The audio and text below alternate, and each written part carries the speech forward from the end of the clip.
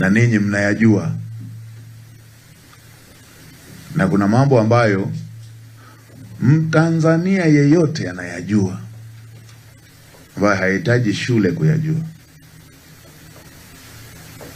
na mambo ambayo kila mtu ni shahidi anayajua.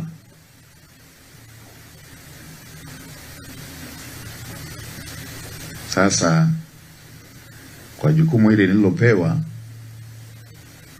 niliona mapema nitembelee chombo hiki ili tuweze kuchukua uelekeo huo. Jambo la kwanza ninalolijua, najua maeneo ambayo fedha ya umma huwa inaweza kupotea.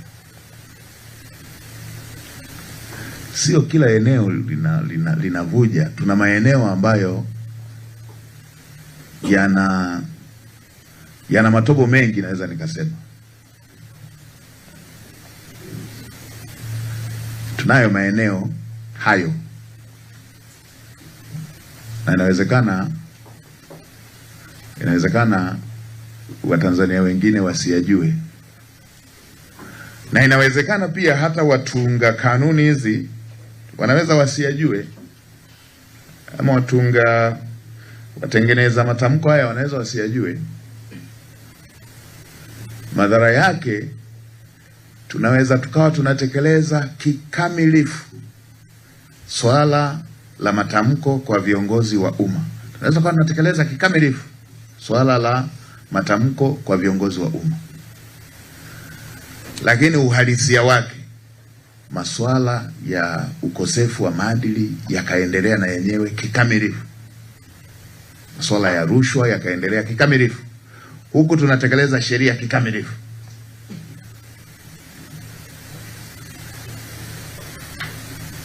Moja ya sababu itakuwa ni hiyo. Tulipopeleka tamko ndipo panapovuja zaidi, ndipo penye matobo zaidi. Fedha ya umma 75% na kuendelea ni manunuzi.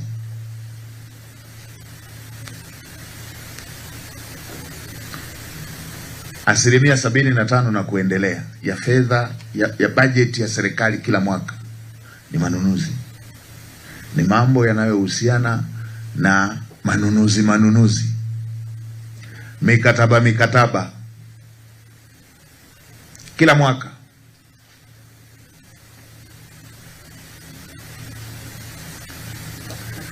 Nitakutajia eneo mojawapo ambalo lina matobo mengi.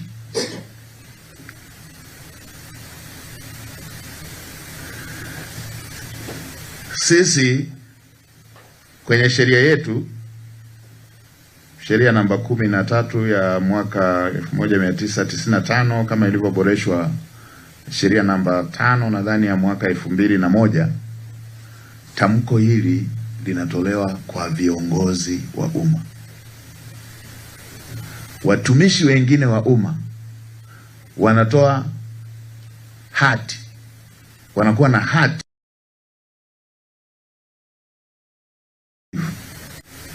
ambayo haiwalazimishi kuweka wazao.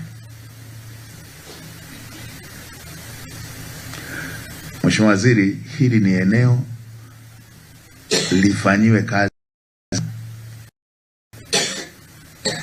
Hili ni eneo lifanyiwe kazi upya, kwa sababu wale wanaohusika, wale walioko kwenye maeneo ambayo yana chemichemi ya rushwa kwa kiwango kikubwa, wao hawalazimiki kuweka wazi mali zao, na wala hawalazimiki kujaza tamko hilo la mali pamoja na madeni.